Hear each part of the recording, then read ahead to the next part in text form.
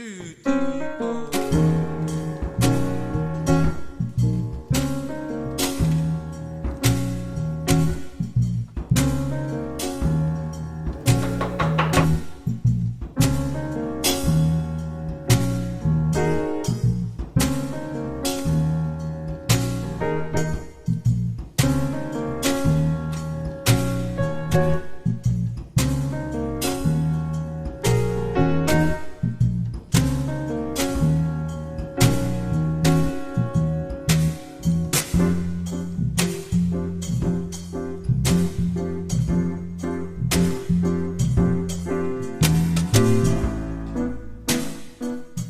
I thought what I want to do is to relive something in the past which relates to Devon.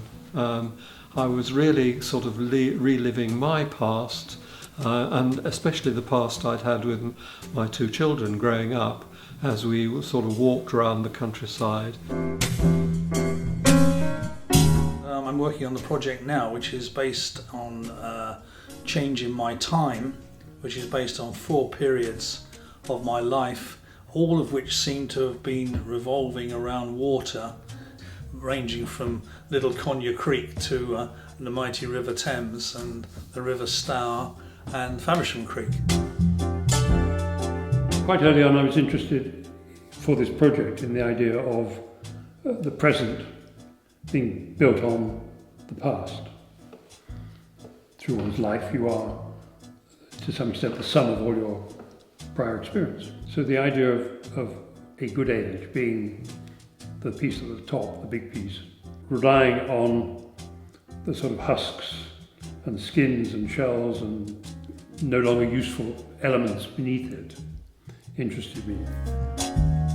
A good age gave me the opportunity to perhaps start, looking at a new set of inspirations or influences, I think, more than inspirations. I had a whole lot of family photographs which I decided to go through, and I've always been very influenced by the fact that my father was a prisoner of war. I think that triggered my interest in wanting to say something with the material.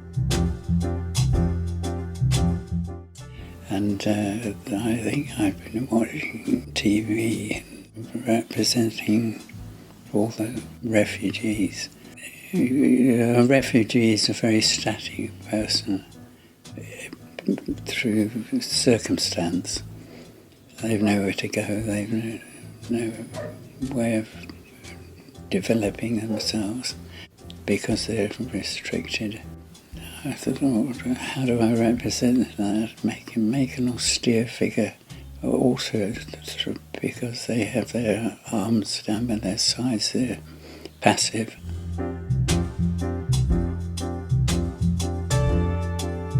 Having 18 weeks is a luxury. Quite often in projects like this you'll have a sort of 5 or 6 weeks and you've got to introduce people to the idea, help them think things through and create an end product. So to have 18 weeks is really fantastic, and that meant that we could go on a little bit of a journey exploring the art form and at the same time having conversations about what the project theme meant, changes in our time. And what I'm interested in is encouraging people to use photography in a sort of different way, in a more creative way, in a more communicative way, trying to create a narrative with pictures. I inherited a lot of my father-in-law's woodworking tools, planes, irons, chisels, all this kind of thing, which I have photographed because I'm only about halfway through. I looked at all the hairstyles that I had back in the 50s and then the 60s and the 70s and the 80s, so I thought I'll just do perhaps something like Andy Warhol, because I was at art school at that time and he had the panel of Marilyn with all the different effects and colours. When you start taking photographs again, you notice much more detail in things, and when you go out you're very much aware of that. You just pick your eye up all the time.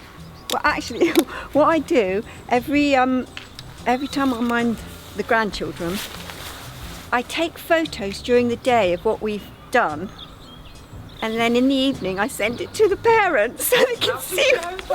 Like I do a documentary.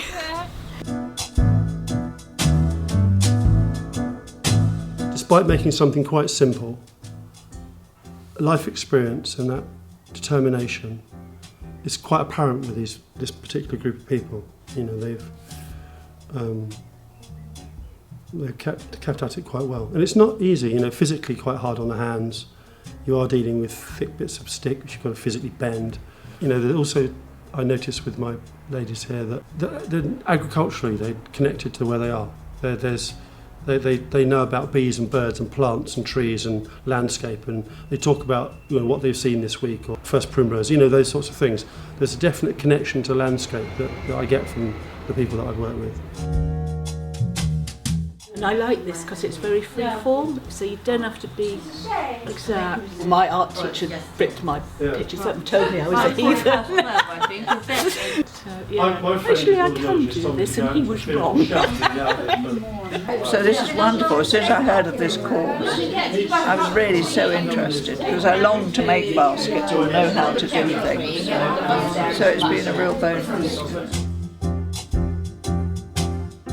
In our society generally, in all age groups really, but especially for older people, is isolation. I think, you know, there's such an epidemic of isolation, and it's a very sad state really, where often people maybe don't see anybody else all week. Maybe they need to see people when they go shopping. It's just an opportunity to come together with people who are all going through similar things like we do. You know, our life ingredients are usually same on all sorts of levels really. So yeah, it was just a really nice time to come together and just share a bit of creativity and have a chat and a cup of tea. You know, something really quite basic really, but actually, you know, it's yeah, there's nothing quite like creating something together, you know, making things together. It's lovely.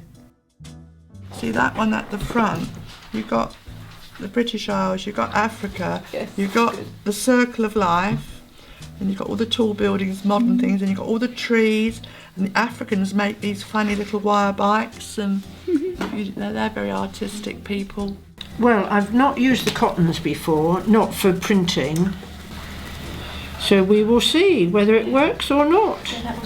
Craftsman in World War II, so I'm getting on a bit, and got a birthday this month. 94. Yeah, so still standing up, so that's the main thing. But when I came to sewing, I thought, that's hard. So by going a continuous line, it makes sewing a lot easier. I've been really touched by how open people have been about their sort of backstories to their work. I'm amazed at what people have made. The ideas, creativity, the skill, for people that have never used clay, what they've been able to make is really, really astounded. Well, we've learned how to make a big pot, haven't we? Yeah. The art of pottery. Yes, no, it's been really good. Well, it's connected to past and present, whereas we used to do a lot of gardening, grow vegetables, and also we used to keep bees. But unfortunately, as the years passed, you can't do it all. So now we're more into pots and flowers. Everything's easy, isn't it? Yeah. As the theme is change in our lifetime, I dug out our old wartime ration books and my mother's wartime cookery book, because I remember this obviously from my childhood. And I'm going to make a facsimile of one of the ration books, reduced in size to fit, and then pop it inside the box. Loved my grandmother very much, had quite a disjointed childhood, and my grandmother was amazing. She was a vicar's wife, and she was always cooking cakes, and I just remember her bowl and the recipes that I used to help her with, and I'm going to transfer some of the recipes all around the bowl, so it'll be something very special.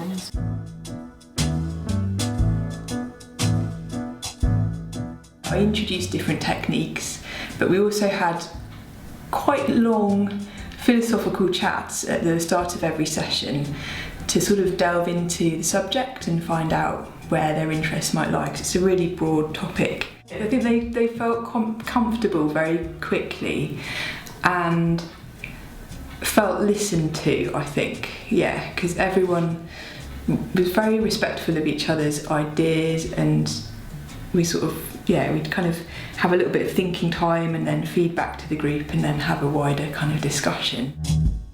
But I just thought of hands in my time, from being a baby to being older, they just have changed shape and structure. What we used to do with our hands, we now have machines for. I decided to sort of represent time through the fable of the hare and the tortoise. When the hare's finished, I'm going to make a tortoise shell to sit on his back, and inside the shell I'm hoping to make things in the Fab Lab to extend the concept of time, because it's actually quite a complex concept when you start thinking about it. So I wanted to show the journey of my life, and it really started with my mother sending me to typewriting school, so the typewriter was the beginning of my work with technology.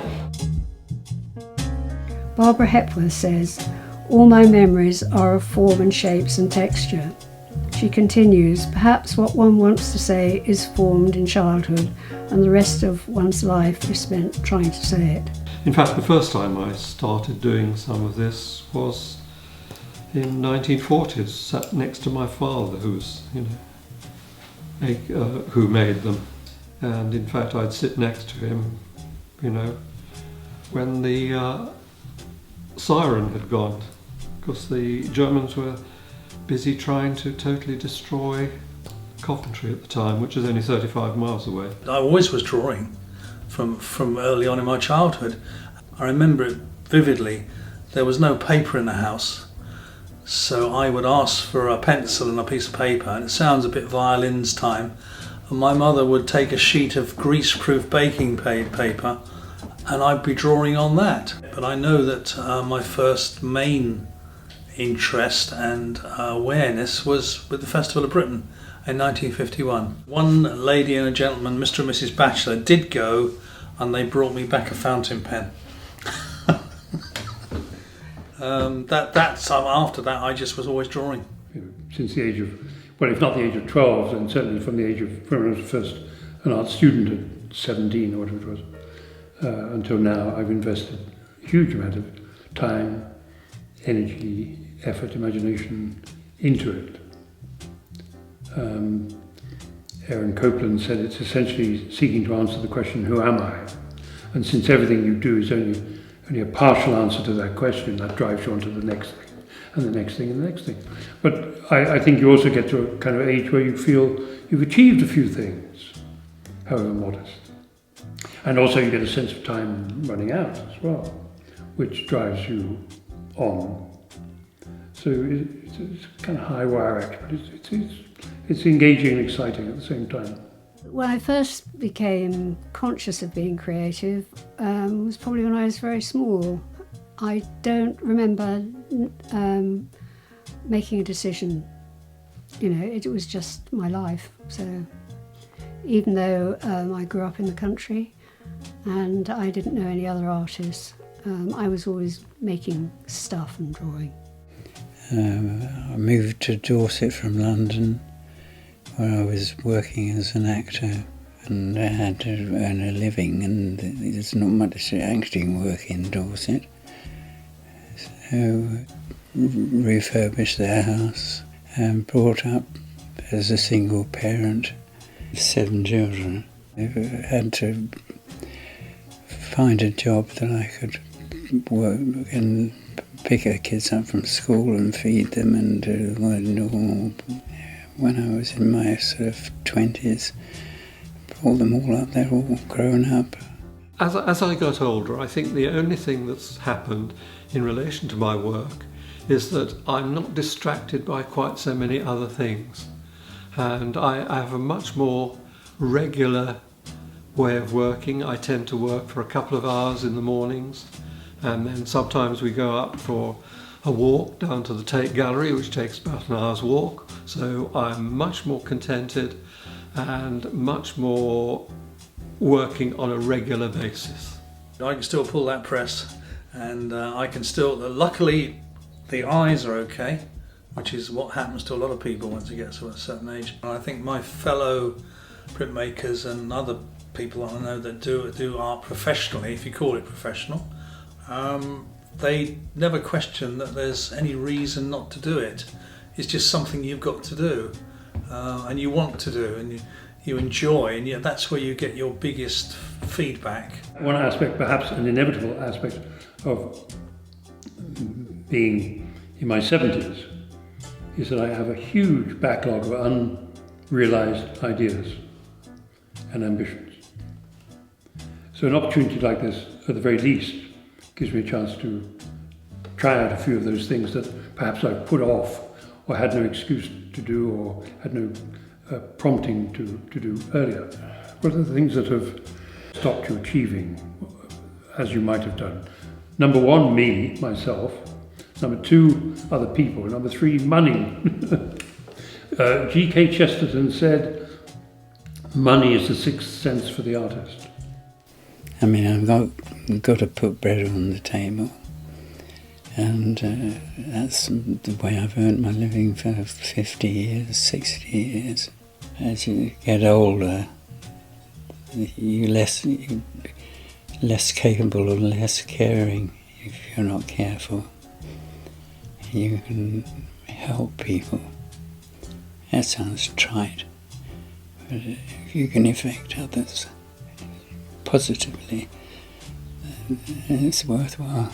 But the ethos of my life is, what's left of it, is to continue doing what I've done for I'm on this planet. I don't have the strength that I had. I spent a lot of my life wheeling things in and out of large kilns and lifting bags of clay and so on, which I can't do now. But you kind of adapt, and perhaps things get slightly more delicate. I don't know. I mean, it's irritating, but I don't think it's a bad thing. I think you adapt to what you're doing, and it influences things. But I think there's the influences of childhood keep repeating themselves. The sort of language. But I seriously think the best is at hand and yet to come. It is as much the art and the craft is important, but it's also the socialisation and the interaction, because there are people I know in this group that now meet by themselves, 4 or 5 of them, and they have taken on this photography group independently. And there are a couple of people in the Exeter group who have used the facilities and the groups at the library in Exeter outside of the group. So I think it is that it's about the creative side, but it's also about the socialisation and feeling like you've got something to look forward to. I've loved it, actually. It's been an absolutely brilliant experience coming here, because I've not really worked with clay before. It's really therapeutic just putting your hands in this moist clay and losing yourself in the creation process. It's been nice meeting people, and it's a very nice venue. Thank you, sir. So it has been a good experience. The idea that I could have some of my work in the guild, is just fantastic. So I wanted to make something that would look good in that context. And to do it with people you know and get to know. So that's why I started doing it. There's a definite something different, isn't it? For me, the process is what's important, and just hearing about other people's projects and seeing their journeys, I think, is very interesting. I've never done sewing before, and it was great fun. I think when you've always worked hard all your life and you've had to do things, you forget how to be yourself. And this is what the biggest thing is what it's taught me, is being newly retired, is how to wind down, how to be me, and now it's coming out. And yeah, I've gone on and done other things. Yeah, brilliant, love it. Go for it.